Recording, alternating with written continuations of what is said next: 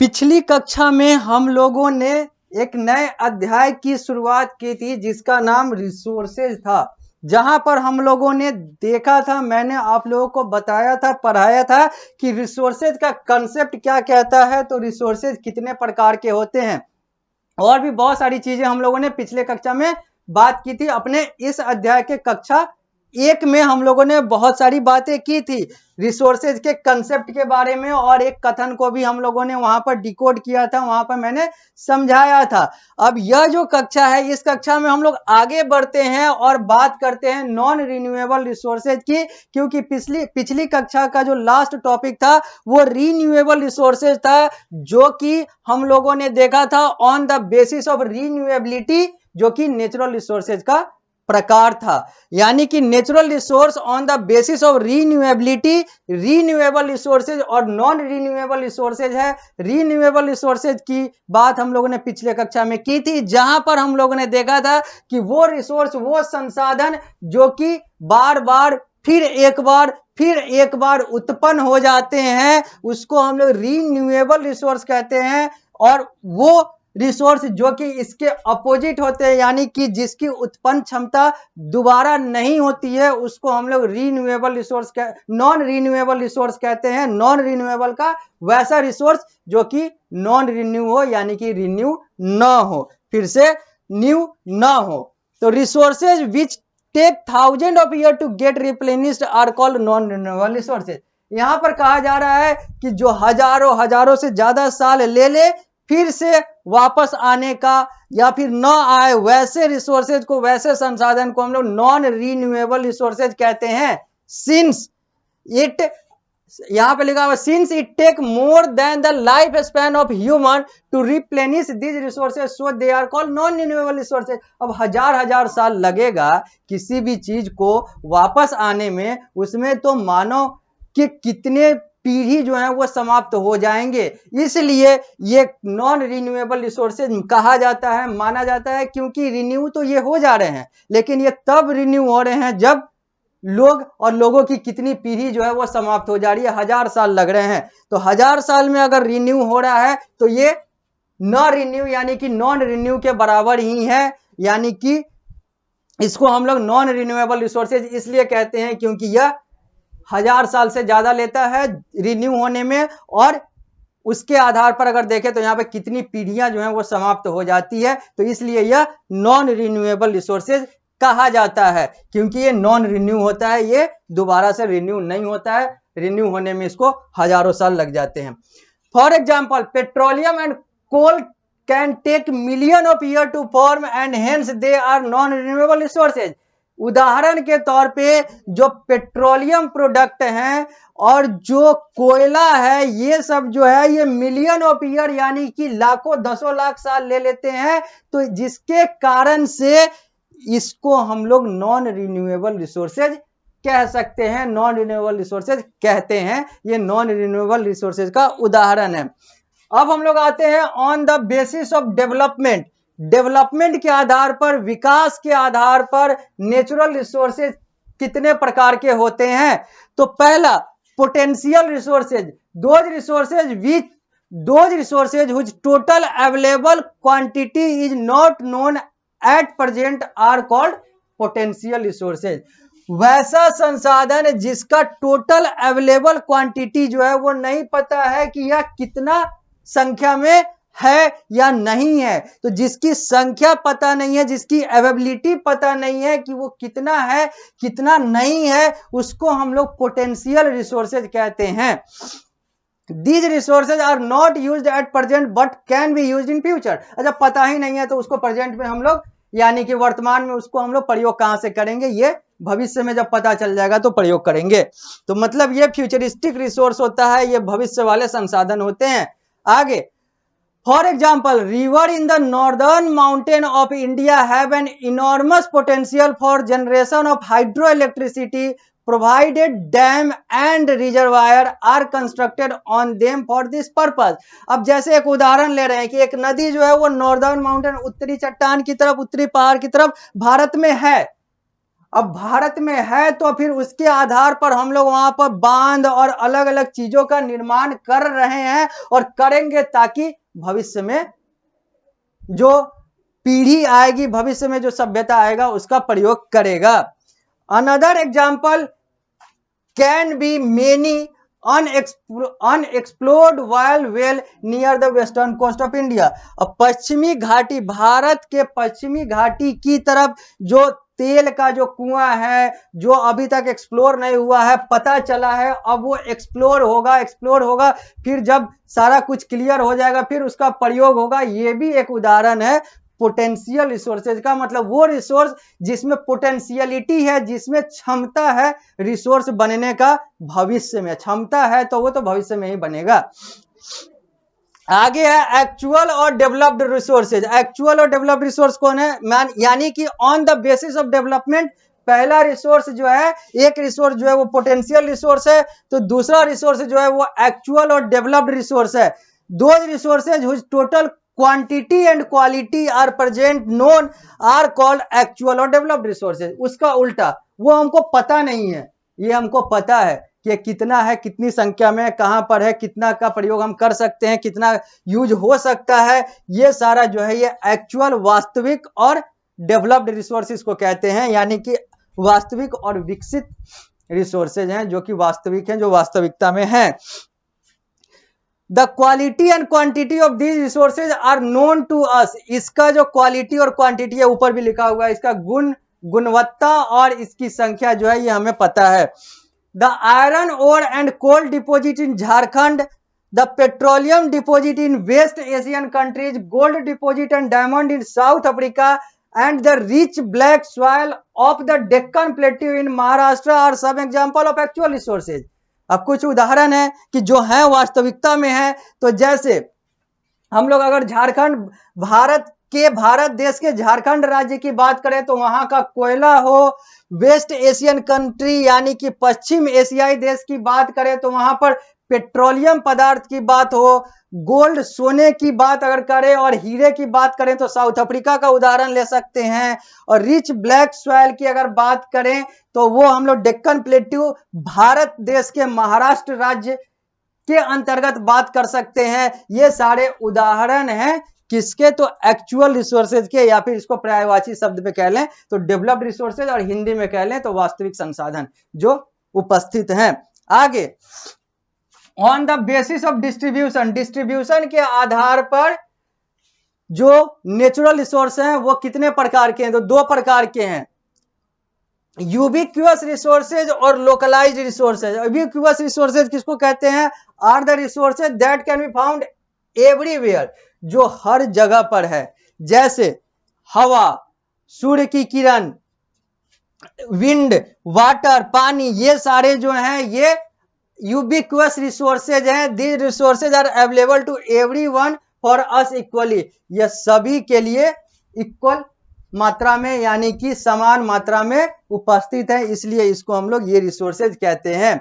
Localised resources दूसरा, are the resources that can be found only in certain part of the world, ये किसी खास area में, किसी खास हिस्से में दुनिया के पाए जाते हैं। वो हर जगह पाया जाता है तो ये किसी खास लोकलाइज्ड एरिया में पाया जाता है, इसीलिए इसको लोकलाइज्ड रिसोर्सेज कहते हैं। जैसे कॉपर, आयरन ओर, कोल, पेट्रोलियम, ये सब जो है ये लोकलाइज्ड रिसोर्सेज के उदाहरण हैं।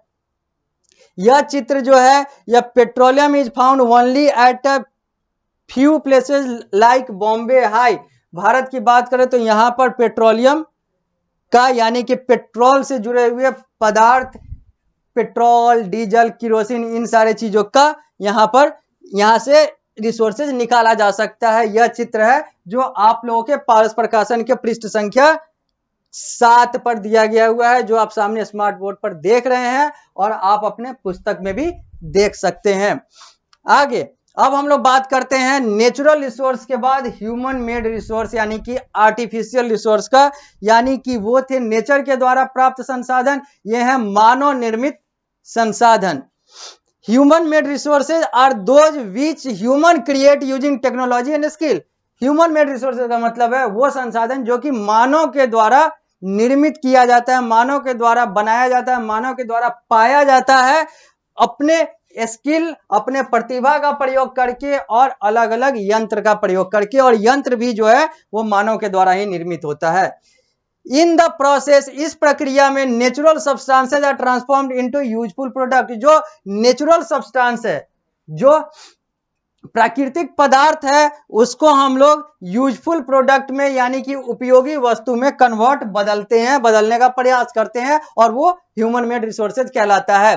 Even the technology used to make such product is a human made resources. अगर टेक्नोलॉजी के द्वारा भी ऐसा रिसोर्स जो है वो उत्पन्न होता है तो उसको हम लोग ह्यूमन मेड रिसोर्स ही कहेंगे, क्योंकि टेक्नोलॉजी को ह्यूमन ही बनाता है, ह्यूमन ही चलाता है। आगे, aircraft, machinery, building, road, railway track, ETC are some example of human made resources. चाहे वो एयरक्राफ्ट की बात करें, चाहे वो मशीनरी की बात करें, चाहे वो हम लोग बिल्डिंग की बात करें, सड़क की बात करें, रेलवे ट्रैक की बात करें, ये सब जो उदाहरण है ये ह्यूमन मेड रिसोर्सेज के हैं। ये जो चित्र है यह एक ह्यूमन मेड एनर्जी रिसोर्स है, जो कि इस चित्र में एक भवन के माध्यम से समझा जा सकता है कि ये सारे जो है ये ह्यूमन मेड रिसोर्सेज है, क्योंकि इंसानों के द्वारा निर्मित हैं। Similarly when carpenter make furniture from would, they change would into a man made resources. लकड़ी क्या है? तो लकड़ी हम लोगों ने देखा था कि ये नेचुरल रिसोर्स है, और जब एक बढ़ई उसी लकड़ी को क्या बना देता है, उसी लकड़ी से अलग अलग चीज बना देता है, चाहे वो पलंग की बात करें, चाहे वो मेज की बात करें, चाहे वो कुर्सी की बात करें, तो वो ह्यूमन मेड रिसोर्स कहलाता है। अब हम लोग आगे बढ़ते हैं, अब हम लोग तीसरे रिसोर्स पर आते हैं, और वो है ह्यूमन रिसोर्स, मानव संसाधन। इसको हम लोग अलग भी पढ़ेंगे, इसको हम लोग इस पर ह्यूमन रिसोर्स पर हम लोग एक पूरा अध्याय हम लोग को पढ़ना है, जो मैं आपको पढ़ाऊंगा और बताऊंगा ह्यूमन रिसोर्स को डिटेल में। यहां पर बस जान जाते हैं कि रिसोर्स में ह्यूमन रिसोर्स का क्या मतलब है, क्योंकि रिसोर्स के 3 प्रकार हम लोगों ने देखा था। पहला नेचुरल रिसोर्स, दूसरा आर्टिफिशियल रिसोर्स जिसको मैन मेड या ह्यूमन मेड रिसोर्स कहते हैं, और तीसरा ह्यूमन रिसोर्स। उन दोनों को मैंने समझा दिया, अब ह्यूमन रिसोर्स पर आते हैं। Human being are also resources and perhaps the most important resources. ये हम लोगों ने पहले भी बात की है पिछली कक्षा में, कि ह्यूमन रिसोर्स जो है वो बहुत ज्यादा इंपॉर्टेंट, या फिर कहें तो सबसे ज्यादा इंपॉर्टेंट, सबसे ज्यादा महत्व रखने वाला, सबसे ज्यादा महत्वपूर्ण संसाधन है। Every person has a unique set of skill and knowledge which make him contribute toward the society in some way or the other. हर व्यक्ति के पास यूनिक सेट ऑफ स्किल, अपना एक प्रतिभा, अपनी एक क्षमता, अपना एक ज्ञान होता है, जिससे वो समाज को बहुत कुछ देता है और दे सकता है, और उससे वो अपने आप को एक ह्यूमन कैपिटल के तौर पे, यानी कि मानव पूंजी के तौर पे, और मानव रिसोर्स यानी कि ह्यूमन रिसोर्स मानव संसाधन के तौर पे दिखा सकता है और दिखाता है और होता है। People take continuous education and training to become useful human resources. Human resource को और ज्यादा प्रतिभाशाली बनने के लिए बार बार लगातार शिक्षा और प्रशिक्षण लेने की जरूरत पड़ती रहती है। Education and training improve quality of people's skill and knowledge. जो शिक्षा और जो प्रशिक्षण है, एजुकेशन और जो ट्रेनिंग है, इससे क्या होता है, तो पीपल का स्किल यानी कि लोगों का स्किल, यानी कि ह्यूमन का स्किल, यानी कि मानव का जो प्रतिभा है वो और ज्यादा निखरता है, उसका क्वालिटी, उसका गुणवत्ता जो है वो बढ़ जाता है, इंप्रूव कर जाता है।